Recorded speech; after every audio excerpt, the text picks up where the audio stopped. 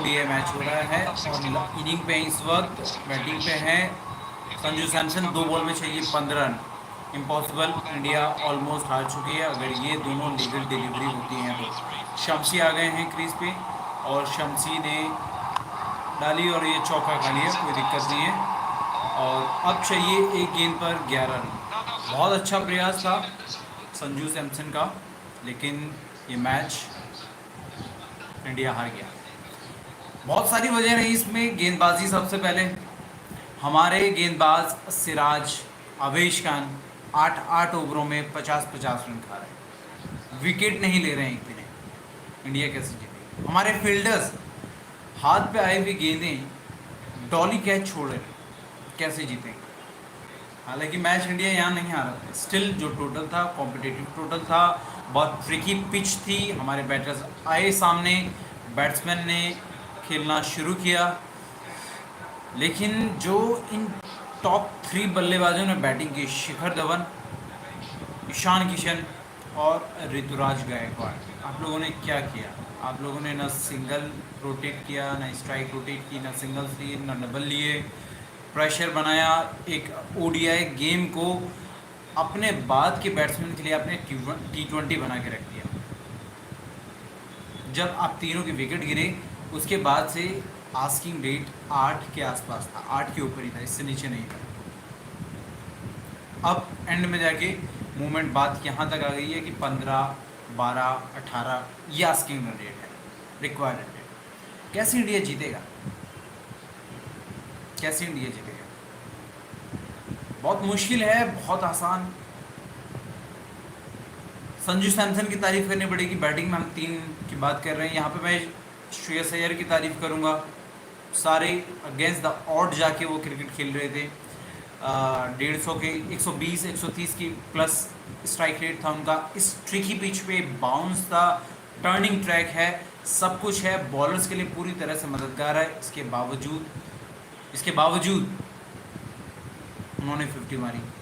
हालांकि बहुत ही पचकाना वाला शॉट मार के वो कैच आउट ज़रूर हुए, उसको अवॉइड कर सकते थे। जो पेस आ रहा है, जो बाउंस आ रहा है, उसके साथ जाके गाइड कर सकते थे, लेकिन उन्होंने अगेंस्ट द स्पीड खेलने की कोशिश की और कवर रीजन में जो फील्डर खड़ा हुआ था सर्किल के अंदर, उसके हाथों में गेंद थमा बैठे।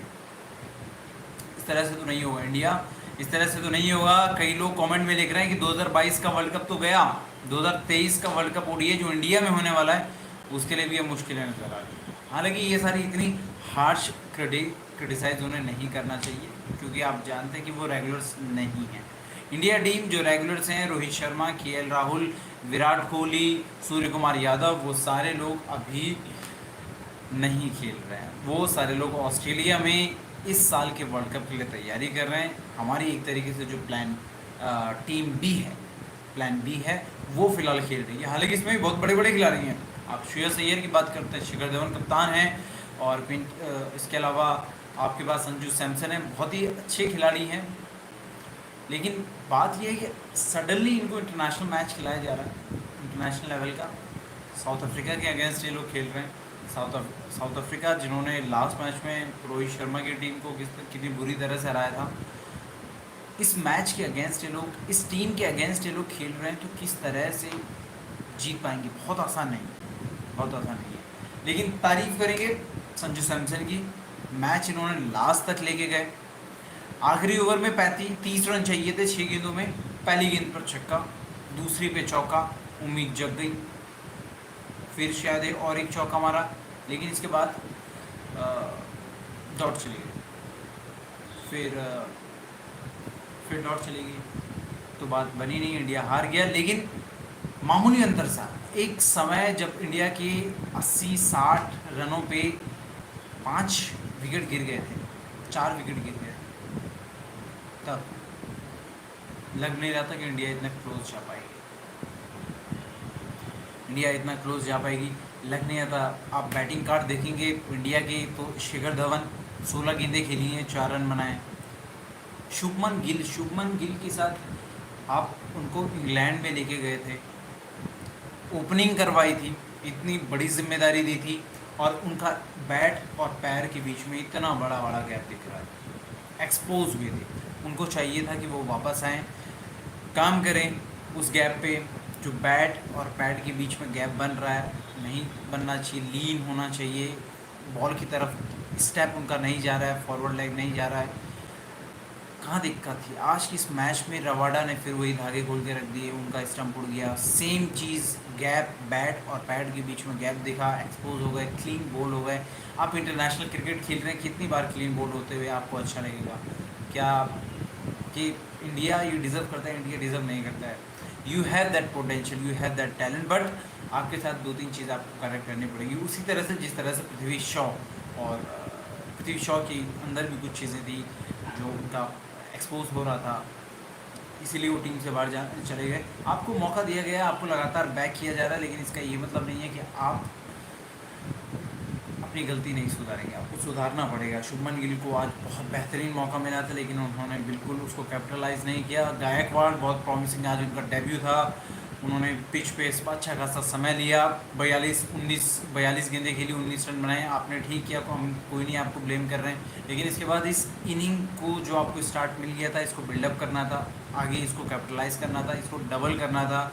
जो हम लोग हमेशा कोहली को देखते हैं, जितने भी बड़े बड़े महान प्लेयर को हम देखते हैं कि स्टार्टिंग में अगर स्ट्रगलिंग चल रहा है, टफ पिच है, तो थोड़ा मैनेज करते हुए चलते हैं, फिर आगे जाके फिर कवर अप करते हैं, स्ट्राइक रेट बढ़ाते हैं। लेकिन आपने नहीं किया, आपने विकेट खो दिया, ये गलत। ईशान किशन 37 पे 20 रन। अगेन ये सारा स्ट्राइक रेट देखिए, इनका स्ट्राइक रेट क्या है। शिखर धवन ने 25 की स्ट्राइक रेट से खेला है, शुभमन गिल 42, गायकवाड़ 45, किशन 54। आप लोगों ने क्या किया? आप लोगों ने जो आगे लास्ट के जो मिडिल ऑर्डर है, मिडिल और लोअर ऑर्डर है, उसके लिए ये T20 मैच बना दिया। उनके सामने आपने कोई मौका ही नहीं छोड़ा कि वो सेंसिबली खेले, वो 8 का रन रेट निकाले, 9 का रन रेट निकाले। They have to go for it, they have to go for it. इस तरह से गेम बन गया। तो अल्टीमेटली जब इस तरह से बनता है तो प्रेशर होता है। इसी तरह से श्रेयस अय्यर का विकेट किस लिए गया? आस्किंग रेट बहुत ज़्यादा हो रहा था, दबाव बहुत ज़्यादा बढ़ रहा था, उनको शॉट खेलना पड़ा, आउट हो गए।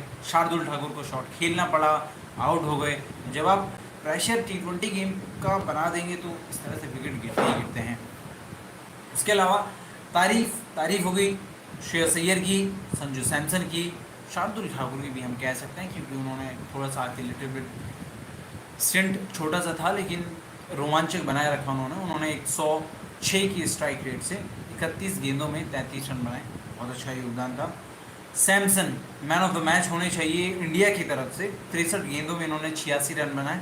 कुछ लोग इसको सेल्फिश इनिंग कह सकते हैं, लेकिन आप देखेंगे हाँ, संजू सैमसन का 19वां ओवर था, रबाडा का स्ट्राइक पर थे, पहले स्ट्राइक पर थे। स्ट्राइक पर पहले कौन था? अवेश खान। आप आवेश खान से नहीं उम्मीद कर सकते कि वो आएंगे, और रबाडा जैसे गेंदबाज को जो आज एकदम टॉप फॉर्म में चल रहे हैं, उनको कर देंगे। आपको स्ट्राइक लेनी चाहिए थी। इससे पिछले ओवर में आपको हर हाल में एक सिंगल चाहिए था, आपने मिस आउट किया, कोई बात नहीं। उसके बाद जो एक शॉट गया जो थर्ड मैन की तरफ स्कायर गया, और उसके बाद आपने 2 ले लिए, या तो आप 3 लेते या 1 लेते। स्ट्राइक आपके पास रखनी चाहिए थी। एटलीस्ट आपके पास 10 गेंदें होती, तो जो आपने 10 गेंदों में अगर आप कुछ हिट्स लग भी जाते तो आखिरी ओवर के लिए वो प्रेशर 30 का नहीं रहता, वो 20 के आसपास रहता। आप थोड़ा सा रिलैक्स हो सकते थे। शम्सी के खिलाफ शॉर्ट गेंदबाजी कर रहे हैं, आप आगे बढ़ के मार सकते हैं, लेकिन ऐसा नहीं हुआ। एक वो गलती आपसे हो गई, लेकिन इसके बावजूद you will be the man of the match from Indian side. 86 63 बॉलों में 86, 9 चौके 3 छक्के, 136 का स्ट्राइक रेट, बहुत शानदार रहा। श्रेयस अय्यर ने भी बहुत अच्छा खेला, 37 गेंदों में 50 रन बनाए आपने, 8 चौके और छक्के भी नहीं मारे, लेकिन शानदार इनकी पारी रही। इस तरह से इंडिया ने 240 रन बनाए और 8 विकेट के नुकसान पर, और साउथ अफ्रीका का स्कोर था 249, 4 विकेट के नुकसान पर। मिलर उनके शानदार फॉर्म में चल रहे हैं, पता नहीं वो कब से, जैसे ही गुजरात टाइटंस की वो एक तरीके से उन्होंने जिताया अपनी टीम को, तब से उनका कॉन्फिडेंस वापस आ गया है। सिर्फ उन्होंने IPL में वापसी नहीं की है, सिर्फ उन्होंने इंटरनेशनल क्रिकेट में भी वापसी कर दी, आगाज़ कर दिया उन्होंने कि killer Miller is back, killer Miller is back. ये वही किलर मिलर है जो किंग्स 11 पंजाब की तरफ से त्राहिमाम मचा चुके हैं। अब इन्होंने T20 में त्राहिमाम मचा के दिखाया है, इन्होंने अब आज ओडीआई में मचा के दिखा दिया। अब जा रहे हैं ये वर्ल्ड कप। साउथ अफ्रीका के लिए बहुत बड़े इम्पैक्ट प्लेयर हैं, बहुत क्रूशल इनका रोल होगा साउथ अफ्रीका के कैंपेन के लिए।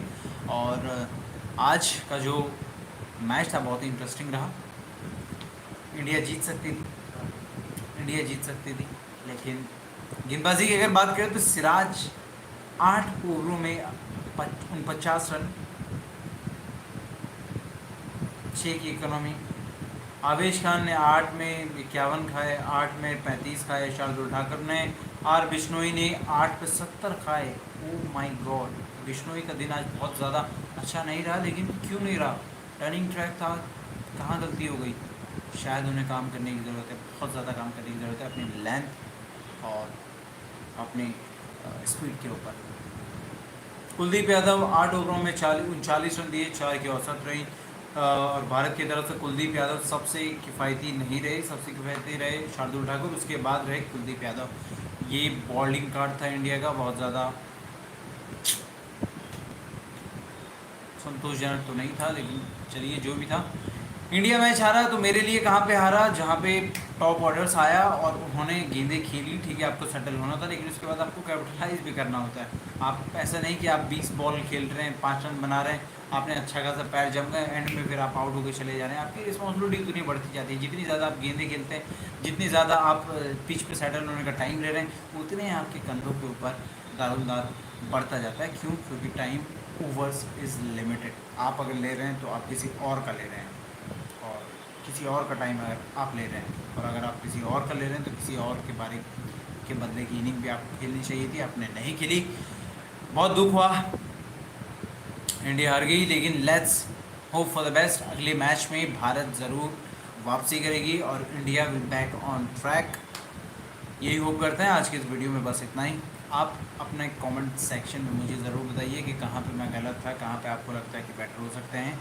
संजू सैमसन का रोल बहुत ही क्रूशल होगा, क्योंकि कुछ लोग उनको बहुत बढ़िया से सपोर्ट कर रहे हैं, कुछ लोग उनको बहुत उनकी टांग खिंचाई करते हैं, इसीलिए वो टीम में भी शामिल नहीं किए गए।